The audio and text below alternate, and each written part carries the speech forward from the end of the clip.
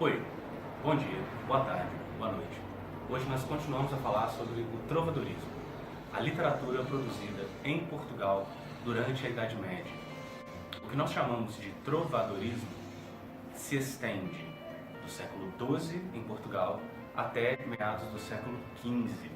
E o início desse trovadorismo se confunde com o surgimento, com o nascimento da própria língua portuguesa. Os primeiros textos que leremos sequer são escritos em português. A primeira cantiga que leremos, a Cantiga da Ribeirinha, é uma cantiga escrita em galego-português. O galego-português é um outro idioma anterior ao português que deu origem a essa língua e ao galego, que é falado hoje na região da Galícia, no norte da Espanha.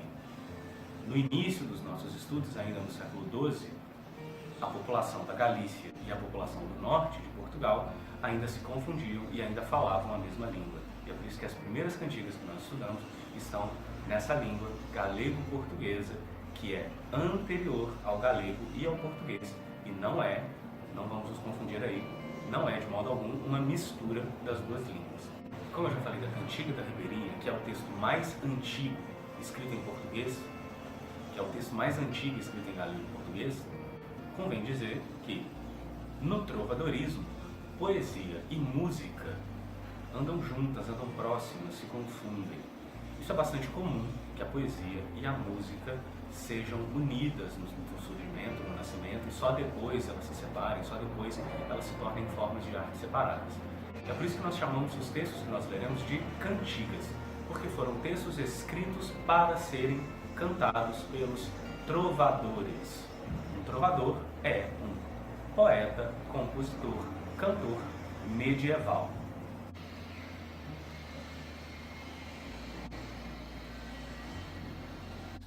Lembrarmos que há dois grandes gêneros de cantigas e cada um desses dois grandes gêneros de cantigas se divide em mais outros dois gêneros de cantigas.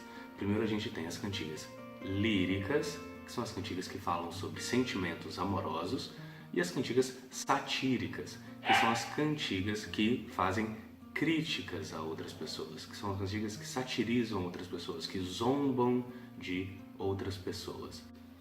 Na poesia lírica, nós temos dois tipos de cantigas: as cantigas de amor e as cantigas de amigo. Vamos pegar o circuito para o latim novamente.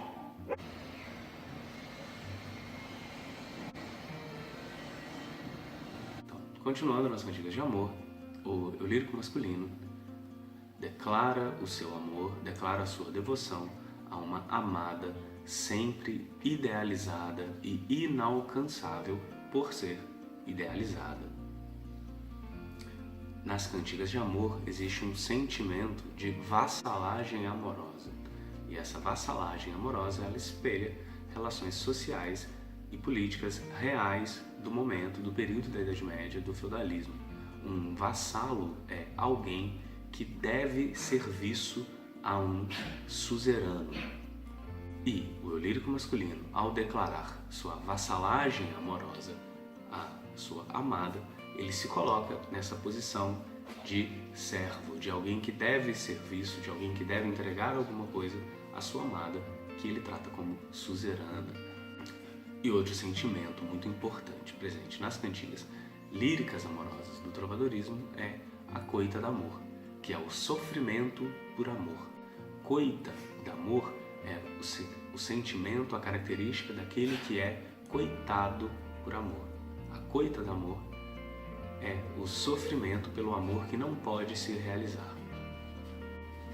Além da cantiga de amor, a lírica trovadoresca tem também as cantigas de amigo, que são as cantigas escritas com um eu lírico feminino.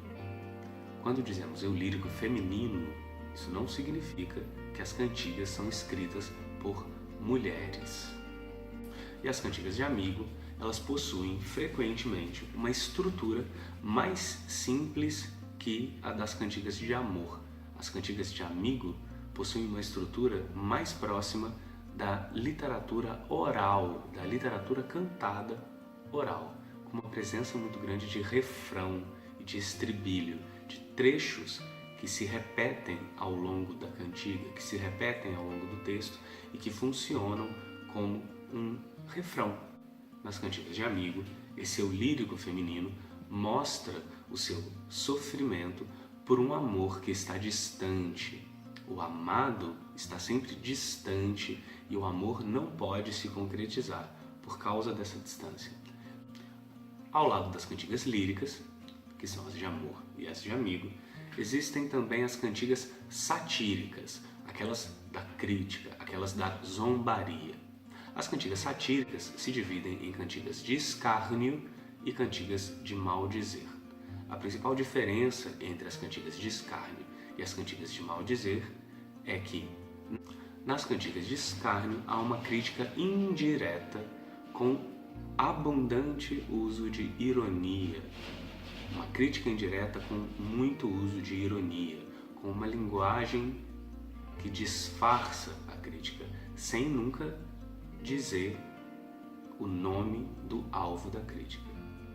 Já nas cantigas de maldizer, não existe essa preocupação em poupar a identidade do alvo da sátira. As cantigas de maldizer, elas frequentemente dizem quem é a pessoa que está sendo zombada, a pessoa que está sendo criticada, a pessoa que está sendo satirizada, e quando não dizem o nome dessa pessoa, permitem que essa pessoa seja identificada por outros elementos do texto e do contexto. Lembrando que tanto as cantigas líricas quanto as cantigas satíricas, que foram escritas e que por isso sobreviveram e chegaram até nós, são as cantigas que eram populares na corte portuguesa, que eram populares entre os nobres portugueses. Então, obviamente, o público que ouvia essas cantigas conhecia frequentemente os alvos das sátiras feitas nas cantigas de maldizer. Então, se as cantigas não citavam nominalmente a pessoa satirizada, elas permitiam pelo texto e pelo contexto que o público entendesse quem era a pessoa criticada, de quem a cantiga estava zombando.